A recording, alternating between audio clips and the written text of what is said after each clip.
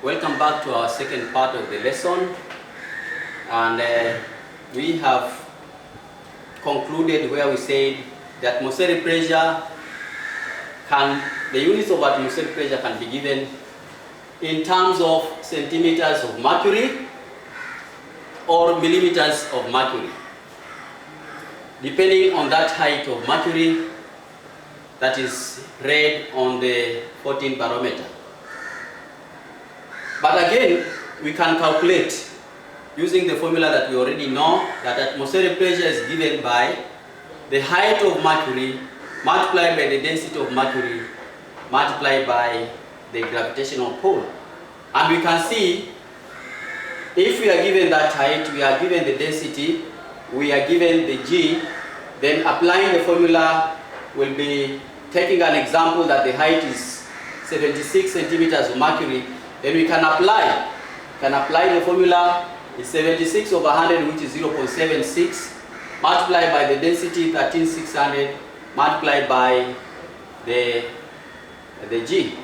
And once we do that, we get our answer to be 103,360 Newton per square meter, or we can make it in Pascal. It is 103,360 Pascal. And that is how our 14 barometer measures. We have said that 14 barometer measures very accurate values of atmospheric pressure. Now, these are not the only instruments that measure pressure. We have other instruments like the YouTube manometer. This instrument specifically measures pressure for gases, gas pressure. It does not measure atmospheric pressure, but it measures gas pressure. And a YouTube manometer consists of a simple YouTube like this one, filled with liquid. You can fill this one with the liquid, and the moment you fill it with the liquid, whose density you know, the liquid can be water. In my case here, it is colored liquid, and whose density, of course, we know, because water has a density of 1,000 kilograms per cubic meter. Now, if the YouTube is not measuring any gas, then the levels of the liquid are actually the same. That means at that level, the pressure is the same as the pressure on the other side. So this level is the same as that level. Pressure at that level on one limb is the same as the pressure on the other limb. And that pressure actually on the surfaces of those liquids is atmospheric pressure. So atmospheric pressure at this level is the same as the atmospheric pressure on the other level.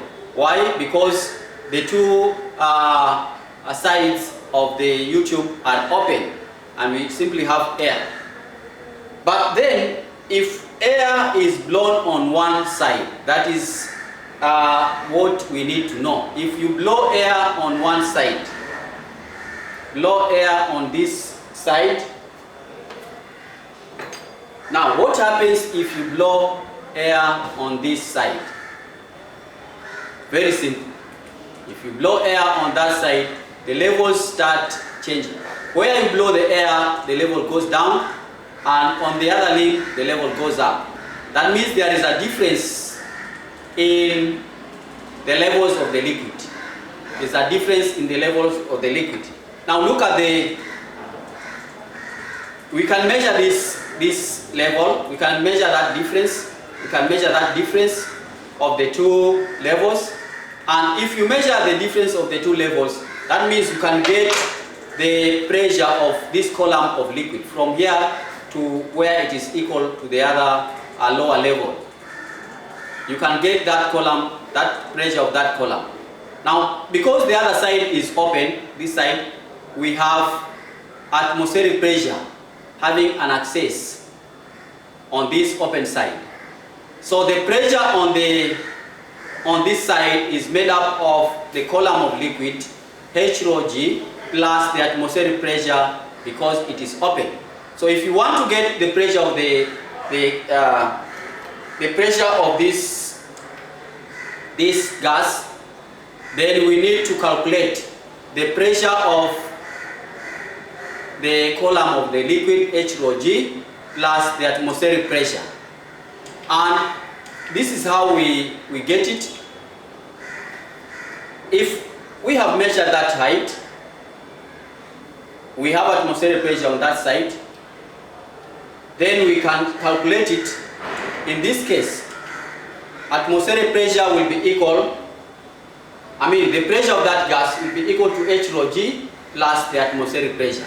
Now, the moment you know this height, then you can go ahead and calculate. For example, let us take an example that this height is 10 centimeters. 10 centimeters. The height difference is 10 centimeters. The density of this liquid is 1,000 because it is water.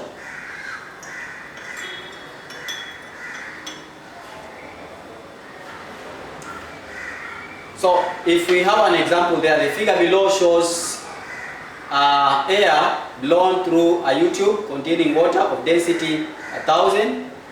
If the height is 0.1 meters, that is 10 centimeters. 10 centimeters. If that height is 10 centimeters, how would we get the pressure of the gas? And taking the pressure or atmospheric pressure to be 100,000 Pascal, then we can get the atmospheric pressure. You can get the atmospheric pressure. You can say, you can get the pressure of the gas. The pressure of the gas which is blowing on this side. The height it makes is 10 centimeters, which is the same as 0.1 meters. The density of the liquid is 1,000 kilograms per cubic meter. The atmospheric pressure has already been given, so we can say the pressure of the gas will be equal to the pressure due to the column of liquid that has been raised on the other side, H rho G, then plus the atmospheric pressure. The atmospheric pressure we have said is 100,000. So having this, applying this, the height is 0.1, the density is 1,000, and then G is 10, then the atmospheric pressure is added on top, which is 100,000, and we find that this one is going to give us 1,000 plus 100,000. Simply, this is giving us 101,000 Pascal. So this is going to be the pressure of the gas. That is going to be the pressure of the gas. And we can calculate, given another example there, the figure below shows a U-tube manometer used to measure pressure of gas. The manometer contains water of density 1,000. Now, if you are given that figure and you have been given the details,